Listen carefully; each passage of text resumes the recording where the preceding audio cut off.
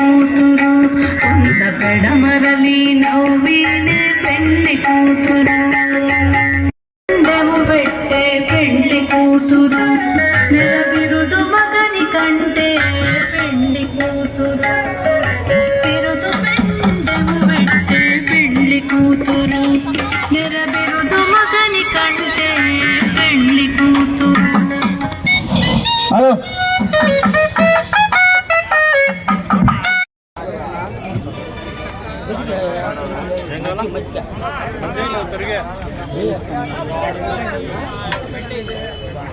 మొట్టమొదటిగా స్వామి గురించి కొన్ని విషయాలు చెప్పాలా. ఇక్కడ వెలిసినటువంటి వైకుంఠ వెంకటేశ్వర స్వామి వారు మాకు అకస్మాత్తుగా ఇక్కడ వెలిచారు. అంటే ఇక్కడ ఎలా వచ్చారో ఆయన మాకు ఎవరికి తెలియదు. స్వామి గారు అక్కడ రోడ్డుకు అవతల పక్క చెట్లల్లో మాకు కనిపించాడు. కనిపించిన తర్వాత స్వామి ప్రతిభను చూసి మేము ఆశ్చర్యపోయాము.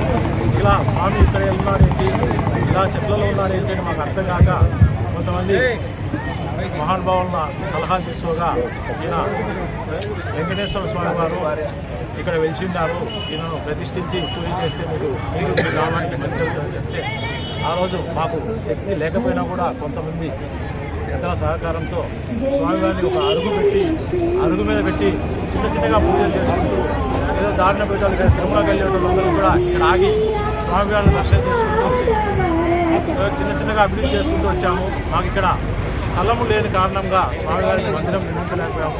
చాలాసార్లు ప్రయత్నం చేశాం, కానీ స్వామి తీసుకుని వేరే ప్లేస్లో పెడితే ఈ కళ రాదు అనే ఉద్దేశంతో మేము ప్లేస్ మార్చలేకున్నాము. ఇదే ప్లేస్లో స్థలం కోసం ప్రయత్నించినా కానీ ఏది వారు అప్పుడు వేరే కులస్తులు ఉండడం వల్ల మాకు అబ్జెక్షన్ చేసి చాలా విగ్రహాన్ని తీసేదానికి చాలా ప్రయత్నించారు. మన విశ్వ హిందూ పరిషత్ వాళ్ళు ఆర్ఎస్ఎస్ వాళ్ళు వచ్చి మాకు సహకరించి విగ్రహాన్ని ఇక్కడే నిలిచేయడం చేశారు. కాబట్టి టెంపుల్ ఎక్కువ అభివృద్ధి చేయలేకపోయినా ప్రతి సంవత్సరం మాత్రం గ్రామోత్సవము, కళ్యాణోత్సవము చాలా అద్భుతంగా నడుపుతున్నాము. దాతలు ఎక్కడి నుంచి వచ్చారో తెలియదు, ఆ స్వామి కళ్యాణోత్సవానికి దాతలు ఆయన కావాల్సిన అన్ని సమకూరుస్తారు. ఇట్లా అన్నదానం కానీ గ్రామోత్సవానికి కానీ అందరి సహకారంతో కళ్యాణం ప్రతి సంవత్సరం జరుగుతుంది.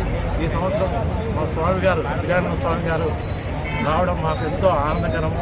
ఆయన ఆశీస్సులతో ఈ గుడి ఇంకా ముందుకెళ్ళాలని, ఆయన సహకారాలు మాకు ఎప్పుడు ఉన్నారని, ఈ గుడికి అభివృద్ధి చెందేట్టు ఆయన సూచనలు సలహాలు మాకు ఎప్పుడైనా ఇస్తారని మేము ఆశిస్తూ ఆయనకు ధన్యవాదాలు. తీసుకుంటే